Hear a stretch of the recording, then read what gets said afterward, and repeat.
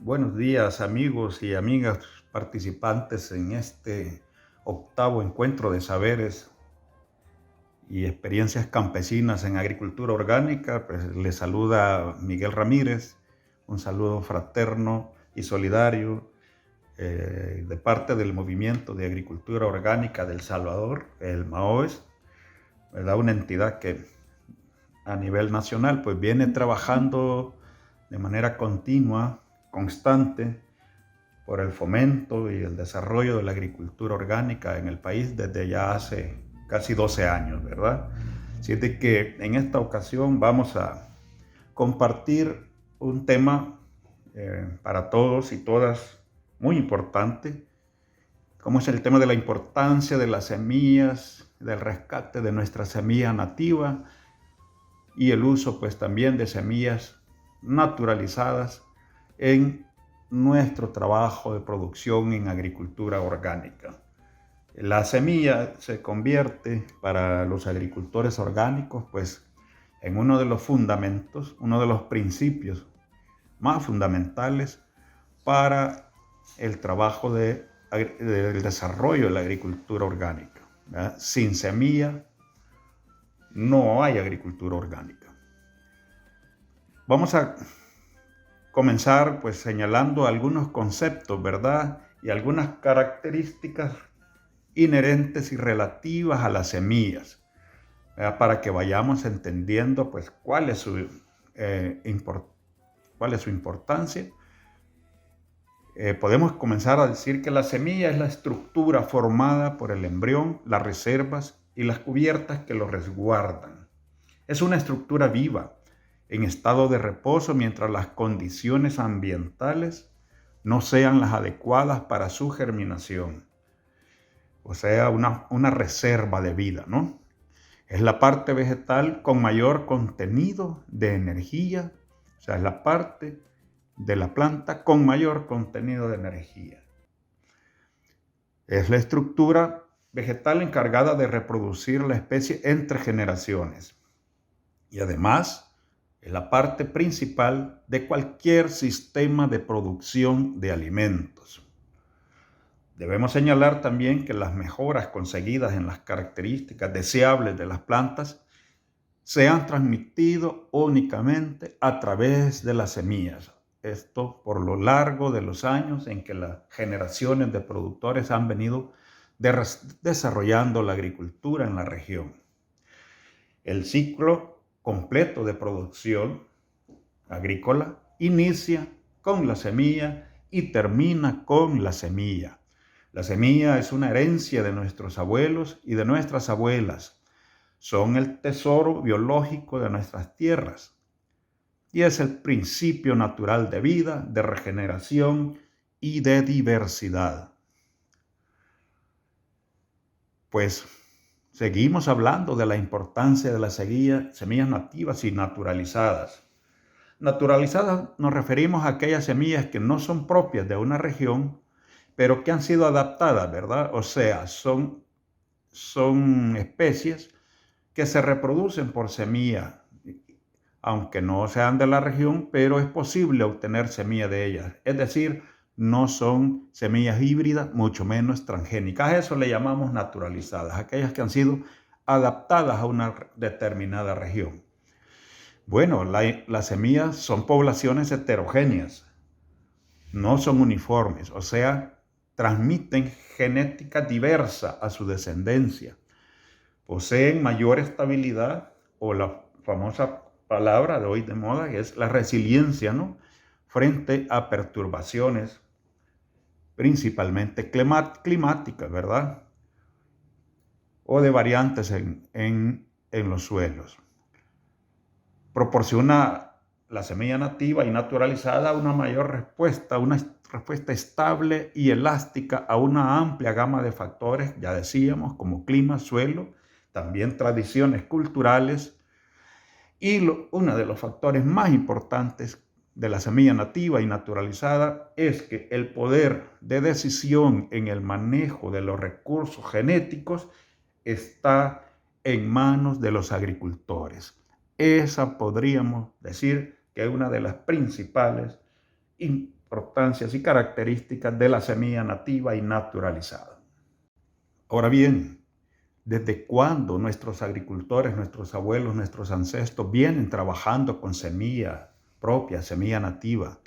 Pues recordemos de que la agricultura en Mesoamérica, ¿verdad?, donde pertenece nuestro país, El Salvador, esta agricultura data desde el año 8000 antes de Cristo. Estamos hablando de una tradición agrícola de aproximadamente unos 10.000 años. Mesoamérica es un centro de origen de la agricultura en el mundo. Esto de acuerdo a estudios realizados por el genetista ruso Vavilov.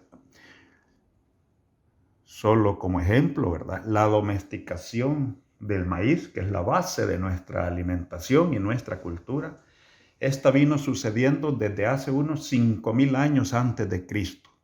Recordemos, el maíz no era una planta silvestre, fue desarrollada, fue domesticada a partir de una planta silvestre conocida como teosinte, ¿verdad? Y es la herencia de nuestra región, de nuestra cultura, el cultivo del maíz.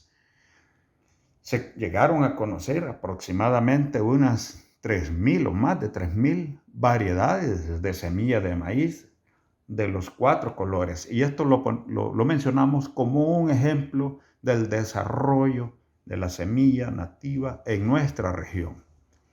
Considerada Mesoamérica, pues, la región del maíz, ¿verdad?, de los 4 colores del maíz.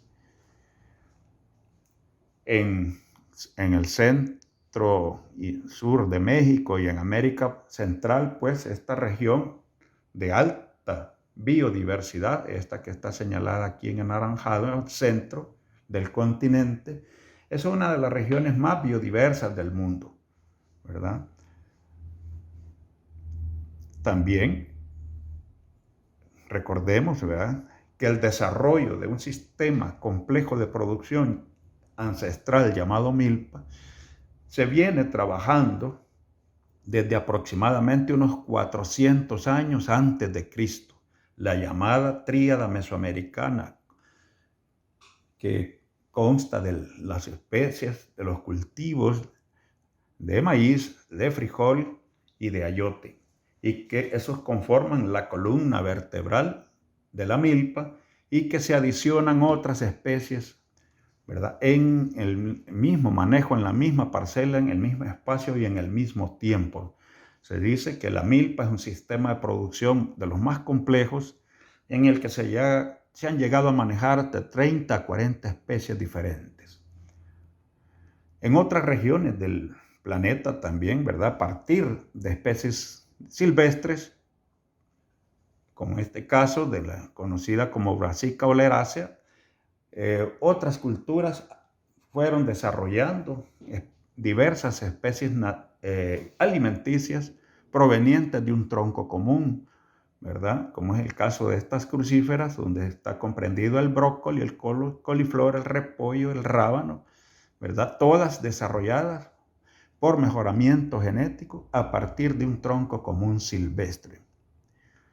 Ahora bien, la industria sabe de lo que significa y ha significado el poder de la semilla en manos campesinas y ha sido muy hábil en desarrollar una estrategia, digamos, de implantación de las famosas semillas mejoradas, ¿verdad?, que están en poder de la industria y que han prácticamente vuelto dependiente al productor de estas empresas para la obtención, para el manejo y para la siembra de su propia semilla. El productor ha perdido, el agricultor ha perdido la capacidad de producir, guardar y sembrar sus propias semillas a partir de esta estrategia de la industria. Y eso, sabemos, compañeros y compañeras, es lo más grave que le puede pasar a un agricultor a una comunidad, a una nación, ¿verdad? Y esto pues sabemos y lamentable, ¿verdad? Que hoy para tener semilla, que antes estaba en manos de los agricultores por siglos, ahora el agricultor lamentablemente para obtener semilla primero tiene que ir generalmente al banco a conseguir un crédito para luego hacerse de su semilla para la siembra. Y lo peor es que aparte de la semilla, pues la estrategia también ha consistido en promover el uso de insumos agrotóxicos producidos externamente que acompañan todo un paquete. Entonces, estamos hablando de que no solo tenemos que comprar semilla mejorada, sino que también una cantidad de insumos entre fertilizantes, herbicidas, insecticidas, fungicidas, etcétera, ¿verdad? Que agrandan entonces el nivel de endeudamiento de nuestro agricultor. Esta forma de producir solo significa el éxodo de nuestro capital productivo. En El Salvador, en el que se siembran aproximadamente unas 400,000 manzanas de maíz, esto significa, bajo el modelo de producción actual convencional, la fuga de aproximadamente 160 millones de dólares al año solo en la producción de maíz en El Salvador. Esto significa o trae como consecuencia pues toda una crisis de la que hemos sido testigos, ¿verdad? Venta de nuestros recursos, de nuestro patrimonio, de nuestra parcela, el éxodo del campo a la ciudad o el éxodo de nuestro país a otros países del planeta, principalmente países del norte. Hay una serie de institutos, digamos, disfrazados de institutos de investigación, pero que lo único que hacen a nivel global es concentrar el poder que tiene la semilla. Y así vemos institutos de la papa en Perú, institutos de trigo en México, vemos institutos de arroz en otros lados del planeta como Filipinas, una dependencia total ahora cuando antes teníamos toda una riqueza, ya decíamos más de 3,000 variedades de maíz, ahora son 3 empresas las que comercian casi más del 60% de la semilla de maíz en el mundo. Aquí vemos toda una serie de entidades, ¿verdad?, que controlan las semillas, diferentes especies de semillas a nivel mundial, con el consecuente enriquecimiento, ¿verdad?, de estas empresas y de pocas manos y el empobrecimiento de nuestros agricultores. Pero bien, esta semilla, compañeros, no puede seguir estando en institutos de investigación centralizados, donde se pierde, digamos, esa conexión entre el genoma, o sea, el componente genético de la semilla, y el medio ambiente. Esa conexión histórica entre genética y medio ambiente es lo que los científicos le conocen con el término proteoma. Es decir, no somos genes aislados, somos genes en contacto con condiciones ambientales y eso solo se logra en el campo. Ejemplos clásicos de esa dependencia, esa interacción entre el medio ambiente y la genética todavía se ven en algunas especies, como por ejemplo las tortugas, donde un grado centígrado de temperatura determina el sexo de la tortuga, ¿verdad? Un solo grado de temperatura determina si la tortuguita va a ser hembra o macho. En el caso de las abejas, también el régimen alimenticio, ustedes saben que transforma la capacidad genética y una alimentación especial que las abejitas le dan a las que quieren convertir en su reina, ¿verdad? Es decir, pasa de una abeja común y corriente a una abeja reina solo por el hecho de haber sido alimentada de manera diferente. Esos son ejemplos clásicos de la interacción medio ambiente y genoma. Y eso también aplica en las plantas. Bueno, este cuadro que va a quedarles por ahí en la memoria, pues tiene como las diferentes características, ¿verdad?, de los modelos de producción de semillas, desde el tradicional, el de la revolución verde, o sea, semillas híbridas, y el de la revolución biotecnológica, es decir, el de las semillas transgénicas. Por cuestión de tiempo, pues no me voy a detener mucho, pero lo que en resumen, digamos, trata de decir este cuadro, ¿verdad?, es que la complejidad y la elevada fertilidad de la descendencia siempre va a ser mayor con el sistema tradicional de semilla nativa o naturalizada en manos de los agricultores. Para terminar, entonces, la reflexión y el mensaje es de que debemos de comenzar a rescatar nuestra semilla nativa, nuestra semilla, origen y resultado de todo un trabajo histórico de mejoramiento de nuestros abuelos. Tenemos que seguir ese camino que ellos llevaban. Tenemos que aprender a seleccionar nuestras semillas, identificando características de interés, ¿verdad?, en las plantas, que puede ser, bueno, si nos interesa que tenga una madurez temprana, pues vamos a ir seleccionando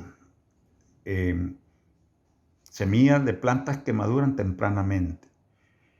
Si queremos, pues, mejorar la resistencia a enfermedades, también tenemos que tomar en cuenta esas características, el tamaño de la planta, la producción, inclusive cuestiones como el sabor, ¿verdad?, y apariencia del fruto, son características que debemos de aprender a tomar en cuenta para comenzar a seleccionar nuestras propias semillas. Saber de que depende del tipo de planta, así, digamos, necesitamos mayor o menor cantidad de semillas. Por ejemplo, las que se autopolinizan, como el tomate o el frijol, necesitamos pocas plantas para poder trabajar en el mejoramiento y en la selección, entre unas 8 a 20 plantas. Pero aquellas que se polinizan a través de insectos o el viento, como el maíz, se requieren muchas plantas, por lo menos unas 100 matas, para hacer ese trabajo de mejoramiento.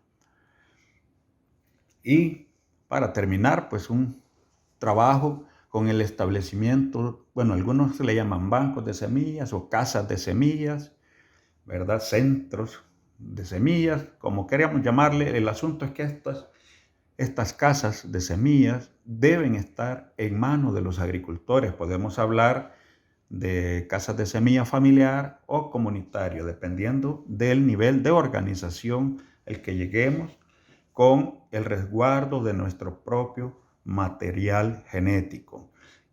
¿Para qué? Pues ese almacenamiento va a servir para el intercambio, ¿no?, para regalar, para compartir. Inclusive puede llegar a ser una fuente de ingresos a través de la venta de semillas excedentes, ¿verdad?, que logremos trabajar producto de nuestra casa o centro de semillas. El mensaje final, pues, es que trabajemos por rescatar nuestra historia, ¿verdad?, nuestra cultura, nuestra identidad y nuestra soberanía a través del rescate de nuestra semilla nativa. Ese es el mensaje principal de esta presentación, ¿verdad? Y nuevamente un saludo fraterno del Movimiento de Agricultura Orgánica de El Salvador. Muchas gracias.